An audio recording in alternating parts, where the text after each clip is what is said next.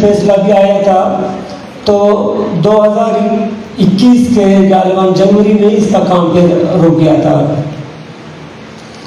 تو اس کے بعد جو میں نے کہا تھا کہ تھوڑا سا بے لگام ہونے کی پہلے سے اجازت چاہوں گا، منی جگہ کب منی شاعر آئی شعر موانا یہ مبی تو کب منی پورا نبی نظم تو کاشی یک شفاں کی منی شاعری تہا ساد ریسید منی دشمنا جو بشید ای منی گوادریں کاڑیا ترے نائیں تو وتی ٹیٹرے ٹیکیا پائشی انچو انچو بھرے دستے دیما او مار گونگے گردنے زبرے پوستے مشے پدا مشی کے تئی وطن تئی وتی رسم راہ رگام شگام نوک و اشام جام مارا جندے وتی زندگی دوست بیت میں وطن میں بیت بل ویران بیت۔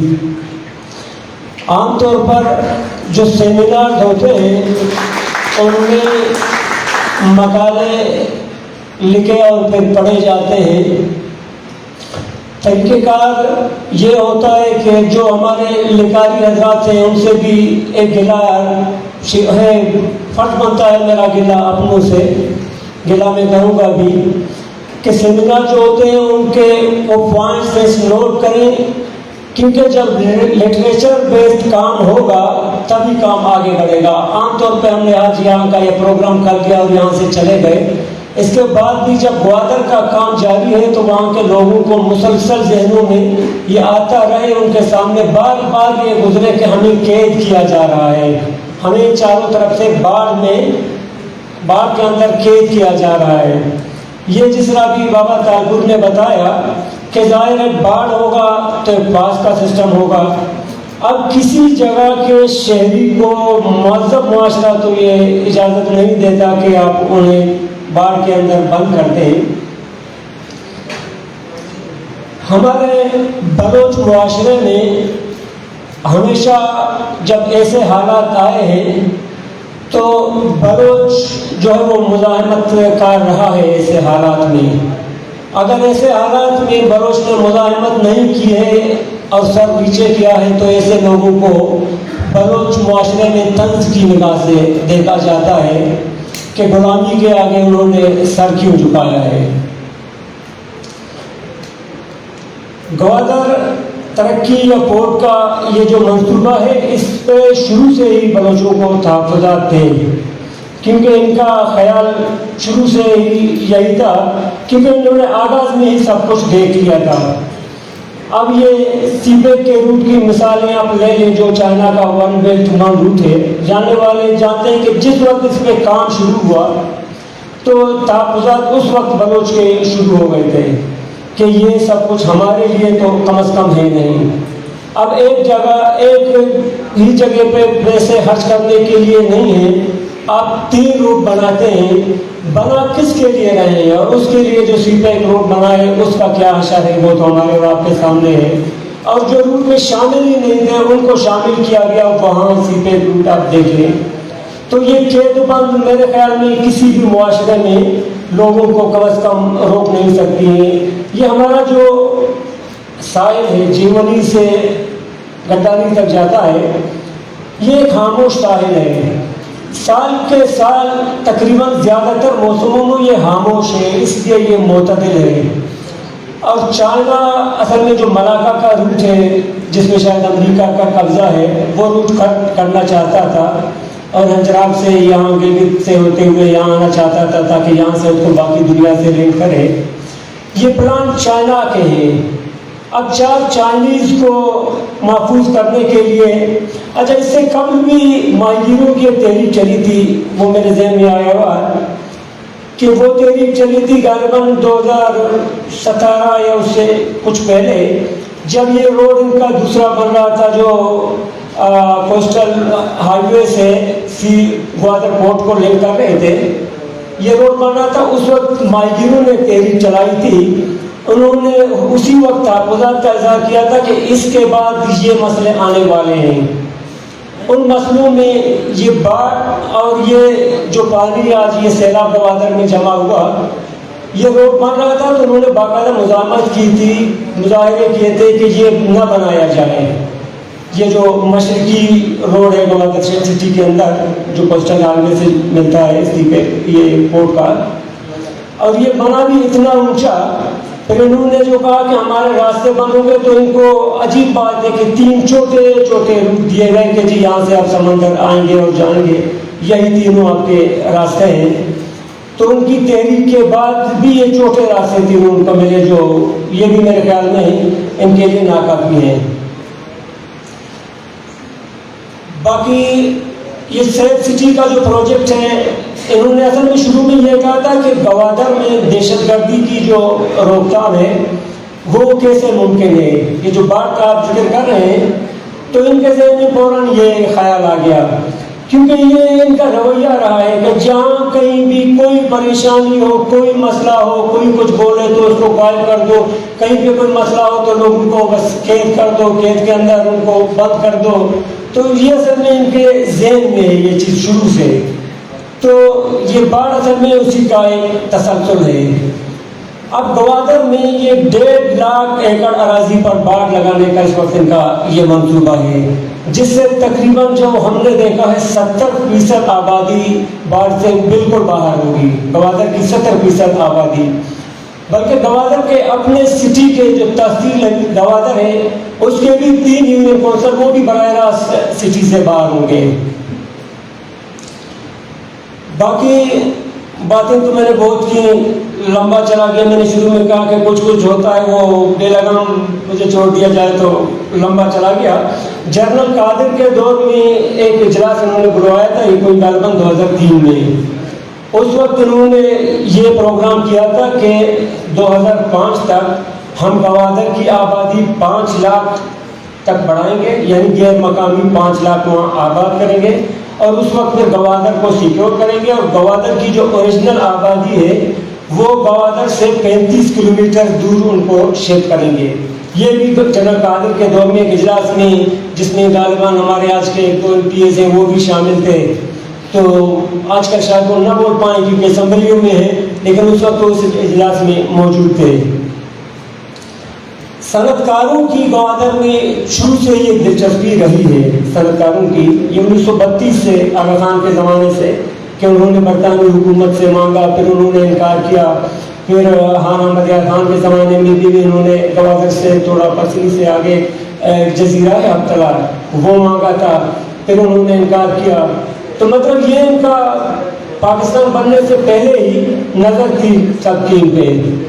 برطانوی دور میں یہ تھا کہ یہ جو ماہی گیر اتنے یہ آزاد تھے، کسی قید و بند سے آزاد تھے. برطانوی دور میں ان کو کوئی پوچھنے والا نہیں تھا کہ آپ کیوں سمندر جا رہے ہیں، کب واپس آئیں گے. بدقسمتی سے پاکستان بننے کے بعد اب ان پہ مسلسل اس قبضے کے بعد مختلف طرح سے ان کو پریشان کیا جا رہا ہے. یہ پوچھنا، ان دروازوں سے آنا جانا. گوادر کا آدھا حصہ تو وہ سے بھی وہ لے جا چکے ہیں، وہ تو پہلے ہی باڑھ ہے ان کا.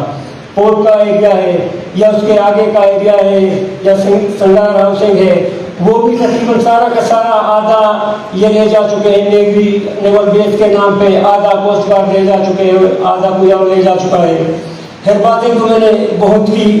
اس کے بعد ایک اور شعر ہے اینڈ میں، یہ بھی میرے اپنے شاعر کا ہے، نام تو خیر میں نہیں لوں گا، ہو سکتا ہے اسے سب جان لیں. وتی تہاریانی ناکنے سزایاں ہر چیز سے کتا ترا گشاں کساں کسانے رنجاں بل آپ باں تہاریانی ہون چون سے ناکنے تہانی چل صاف باں درامدیں سپاہیانی ہون تارا ماک باں. یہی کہوں گا کہ مزاحمت آخری راستہ ہے بلوچ کے پاس ایسے حالات میں خود کو بچانے کے لیے، وگرنہ وہ نہیں بچ پائے گا. شکریہ. شاہ صاحب آپ کی موجودگی کا فائدہ اٹھائیں گے. آج ہم آپ سے پھر 1-2 سوال کریں گے، لیکن اب میں چلتا ہوں ڈاکٹر صفیہ صاحبہ کی طرف.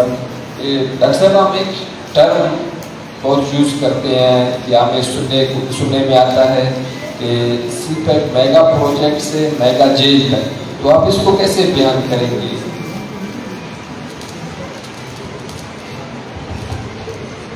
شکریہ سنگت اس سوال کے لیے، اور ہمارے جتنے سامعین یہاں پہ بیٹھے ہیں ان سب کو شکریہ جو ہمیں سننے آئے ہیں۔ پروگرام کا جو ٹائٹل ہے fencing Gwadar from mega project to mega jail, یہ ٹائٹل اپنے اندر پورے گوادر کو واضح کر رہی ہے۔ جیل ہم کسے کہتے ہیں؟ عام طور پہ جب ہم جیل کا نام لیتے ہیں تو ہمارے یادداشت میں اس جیل کا خاکہ بن جاتا ہے۔ جی 4 کمروں کے 4 دیواروں پہ بنا ایک کمرہ جس میں دروازے پہ پہرا، جہاں پہ آپ کے بولنے اٹھنے سونے کھانے پینے سب پہ پابندی، آپ اپنی مرضی کی زندگی نہیں جی پا رہے، یا جو آپ سوچ رہے ہیں جو آپ کرنا چاہتے ہیں وہ آپ نہیں کر پا رہے۔ تو گوادر نے جو ارتقاء کا سفر طے کیا ہے، جس سے نامینیٹ کیا گیا تھا ایک میگا پروجیکٹ کے نام پہ، وہ گوادر ایک جیل بننے جا رہا ہے۔ حتیٰ کہ وہ جیل تو بن چکا ہے، محض اس کی دیواریں جو بنی جا رہی ہے۔ آپ خود احساس کریں، آج ہمارا پروگرام جو 11 بجے شروع ہونا تھا، ہمارے دوست 9 بجے یہاں پہنچے ہیں، لیکن تیاریاں کر رہے ہیں، لیکن گیٹ پہ 10 سے 20 افراد کھڑے ہو کے ہر شخص کو روک کے جی کہاں جا رہے ہیں، کیوں جا رہے ہیں۔ حتیٰ کہ پریس کلب میں ایسے روزانہ پروگرام ہوتے ہیں اور ہم سب نے جہاں کے صحافی بھی بیٹھے ہوتے ہیں ان کو پتا ہوگا کہ اس طرح کی پوچھ گچھ اور اس طرح کی چیکنگ کے نام پہ ضلالت نہیں ہوتی۔ اچھا ہم آپ کو سیکیورٹی پرووائڈ کر رہے ہیں، بھائی ہمیں کون سی سیکیورٹی پرووائڈ کر رہے ہیں؟ ہم تو وہ لوگ ہیں جو 200 روپے رکشے کو دے کے یہاں پہ پہنچے ہیں، ہمیں گھر سے لے کر یہاں تک سیکیورٹی نہیں پہنچایا، تو یہاں ہمیں سیکیورٹی کی کیا ضرورت؟ ہم سب کی سب اپنے زمین پہ انسیکیور تو نہیں ہے۔ چلے ٹھیک ہے، آپ نے سیکیورٹی دینی ہے تو آپ بیگس چیک کریں، آپ کوئی مشکوک چیزوں کو چیک کریں، بجائے کہ آپ ایک ایک شخص کو کھڑے رہ کے آپ اسے پوچھتے جائیں، آپ اسے خوف میں مبتلا کریں، آپ اسے فزیکلی ٹچ کرتے جائیں۔ تو انہی چیزوں میں ہمارے پروگرام کر کے 1.5 گھنٹے لیٹ ہو گیا۔ اب اگر یہی سلسلہ رہتا ہے اور روز اگر مجھے پریس کلب میں آنا ہے اور روز مجھ سے ایسی پوچھ گچھ کی جائے تو میں زندگی بھر پریس کلب نہ آؤں۔ میں کیوں کراؤں؟ کیوں اپنا ٹائم ضائع کروں؟ کیوں میں روز کی مغز ماری کروں؟ کیوں میں روز خود کو ایگزاسٹ کروں؟ تو یہی سلسلہ گوادر میں ہونے والا ہے۔ اندازہ کریں، لوگ اپنے گھروں کو جانے کے لیے گیٹوں پہ کھڑے ہوں گے، اپنا پاس دکھائیں گے، جی ہمیں اپنے گھر کو جانا ہے، گھر کہاں پہ آپ کا، روز اسی گیٹ پہ روز اس سے وہی سوالات پوچھیں گے۔ نہ ہی ان کے کوئی گھر پہ مہمان جائے گا، بلکہ آپ کے ارد گرد کے علاقوں کے لوگ بھی نہیں آ پائیں گے۔ کون اتنی پوچھ گچھ برداشت کر سکتا ہے یا کون اتنی پوچھ گچھ کے لیے کھڑا رہ سکتا ہے؟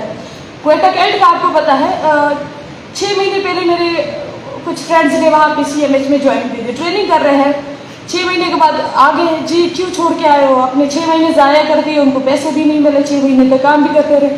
کہتے ہیں ہم روز آدھا گھنٹہ یا 1 گھنٹہ ہمیں گیٹ پہ انٹر ہونے پہ لگتا تھا اور 1 گھنٹہ سے اوپر ہمیں ایگزٹ ہونے میں لگتا تھا، حالانکہ وہیں پہ کام کر رہے ہیں، ان کے پاس کارڈ بھی ہے۔ تو یہ سلسلہ سوچیے، سینکڑوں گاڑیوں کی لائن لگنے والی ہے گوادر پہ روز انٹری پہ، یا ایک بندہ مچھلیاں بیچنے کے لیے باہر جائے گا تو اسے اپنی آئیڈینٹی پیش کرنی ہے، ایک بندہ پولیٹیکل ایکٹیویٹی کرے گا تو اس کے ذہن میں وہ ایک قید میں موجود ہے، اسی قید میں اس کے سوچ پہ بھی قدغن ہے، اس کے آنے جانے پہ بھی قدغن ہے، اس کے تمام لائف کی جتنے ایکٹیویٹیز ہیں اس پہ قدغن ہے۔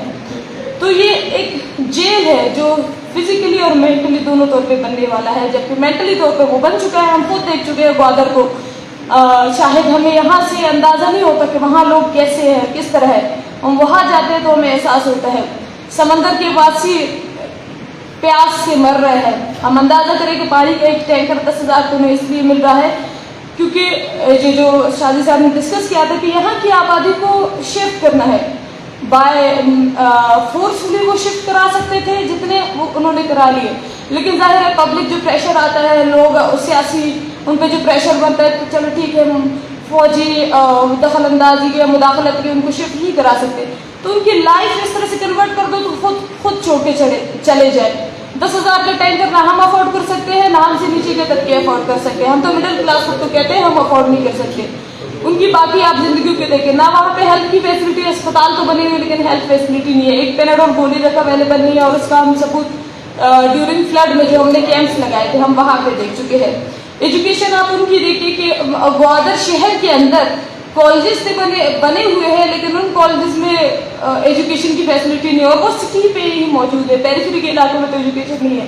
وہی گوادر سے 2 گھنٹے کا فاصلہ ہے تربت ہے، तुर्बत में मतलब एजुकेशन सेक्टर है उन्होंने अच्छा बना हुआ है, लेकिन ग्वादर में इस तरह नहीं है ताकि लोग चले जाए, तालीम के लिए चले जाए, सेहत के लिए चले जाए, पानी के लिए चले जाए, लेकिन वो ग्वादर छोड़ दे।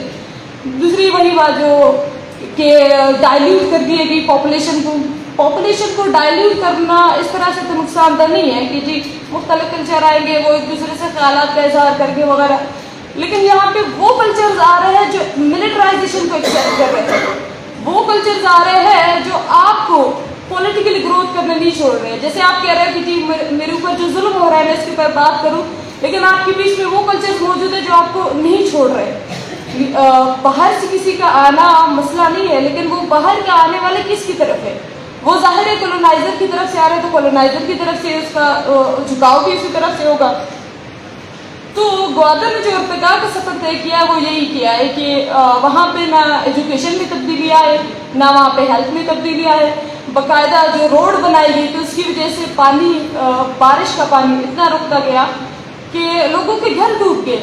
ये कैसे मुमकिन है ना कि दुनिया में इस वक्त कानून है कि आप किसी भी शहर का इंफ्रास्ट्रक्चर डिज़ाइन करते हो तो आप पिछले 100 साल का इन्वायरमेंटल रिकॉर्ड देखते हो, आप देखते हो कि मौसमियाती तब्दीली किस तरह से हो रही है, यहाँ पे मौसमियाती तब्दीली किस तरह असरअंदाज हो रही है, पिछले 100 सालों में बारिशें कितनी हुई, सर्दी कितनी हुई, गर्मी कितनी हुई, फिर आप उस तरह से इंफ्रास्ट्रक्चर डिज़ाइन करते हो।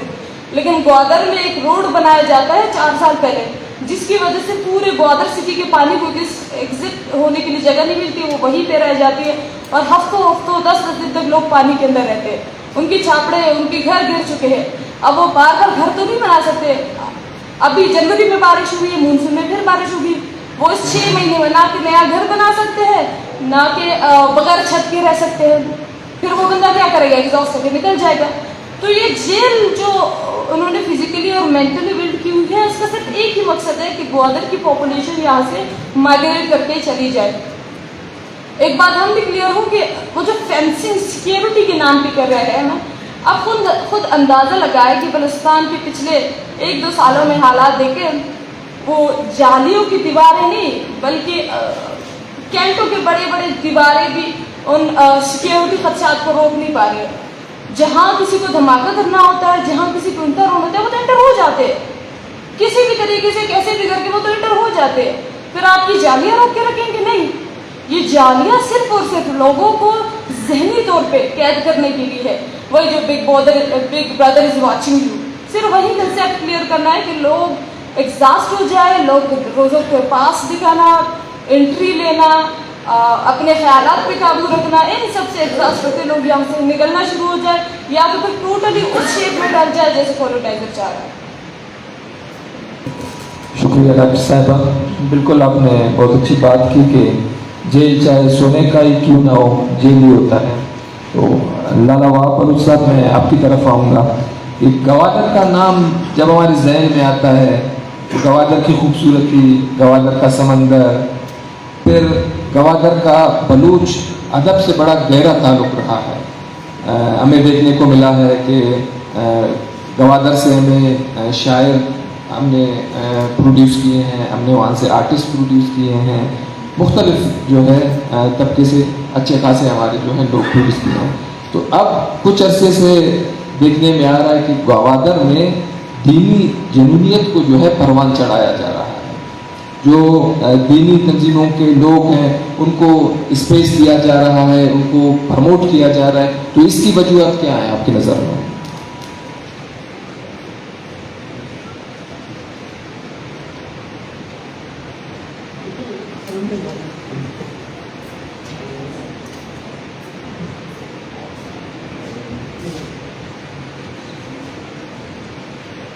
देखिए, बुनियादी मसला जो है रियासतों का हमेशा यही रहा है,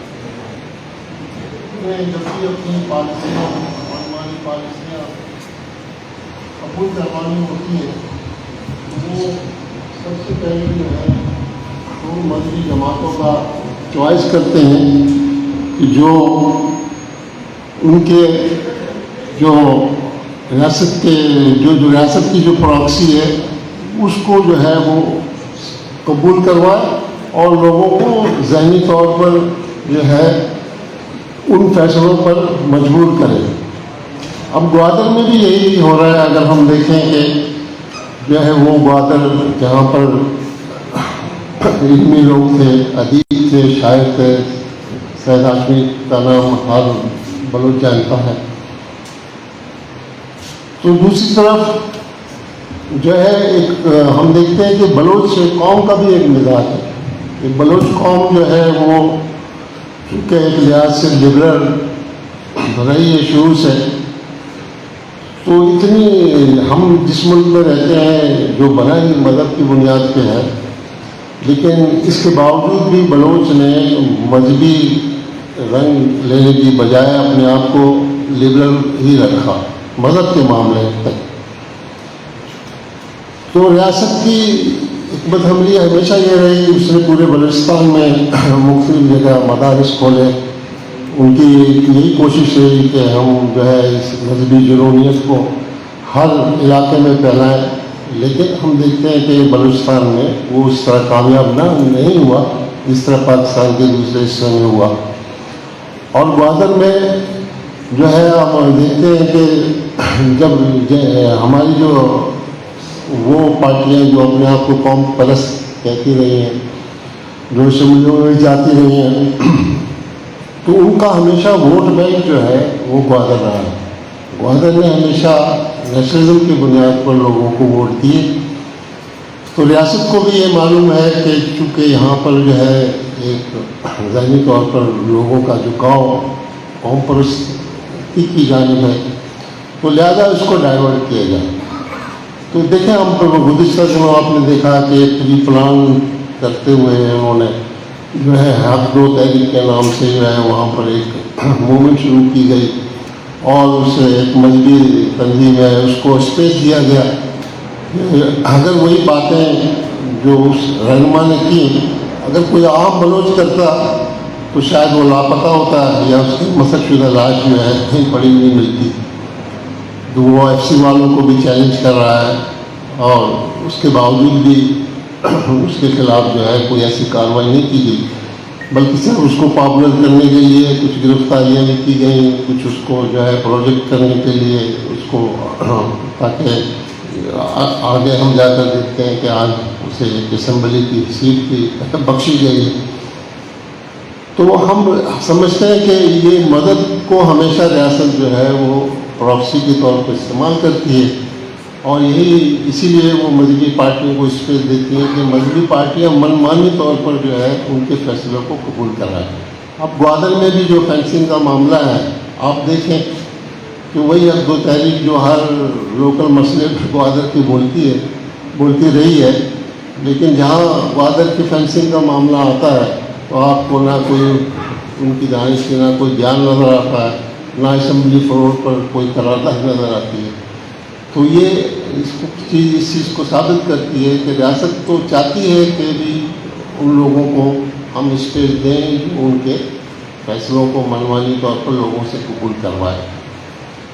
تو دوسری جانب جو ہے بلوچ قوم کا اپنا مزاج ہے.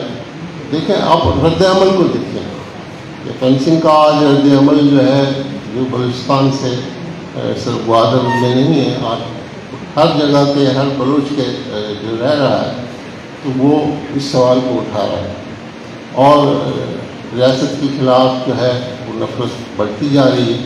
یقیناً جو ہے اس پر جو ہے بلوچ یکجہتی کے علاوہ بھی جو ہے وہ تمام قوتیں جو یہاں پر موجود ہیں ان سب کو جو ہے اس پر مل جل کر آواز اٹھانا چاہیے.